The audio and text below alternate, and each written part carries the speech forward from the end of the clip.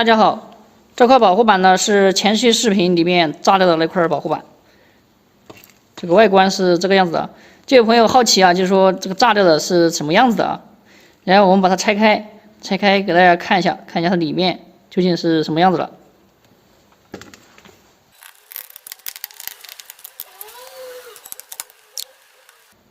这上面的螺丝呢就全部拆完了，这里一共是6颗。让我们看看能不能把它拿，哎呦，一下就拿开了啊！然后把这个盖子打开啊，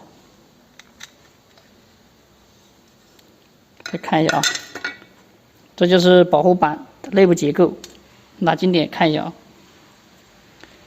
这个保护板就扎成这个样子了啊。评论区有朋友说啊，有本事把它修好，我肯定是没有这个本事啊，厂家可能也把它修不好，扎成什么样了？这边的管子你看，这个是全部烂掉的。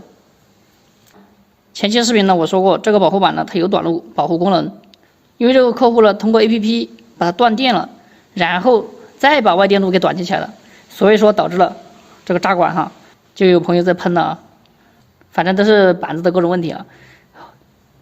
后期视频呢我们拿一块同型号的新的板子给大家试一下。第一种就是在充放电 MOS 打开的情况下，外部短路看看怎么样。另外一种情况呢，就是说把充放电的关闭掉，然后再把外电路给短接起来，然后最后再打开这个充放电开关，看看会什么样的结果哈。前些视频呢我说啊，大家一定要留意不要短路啊，有的朋友还不爽。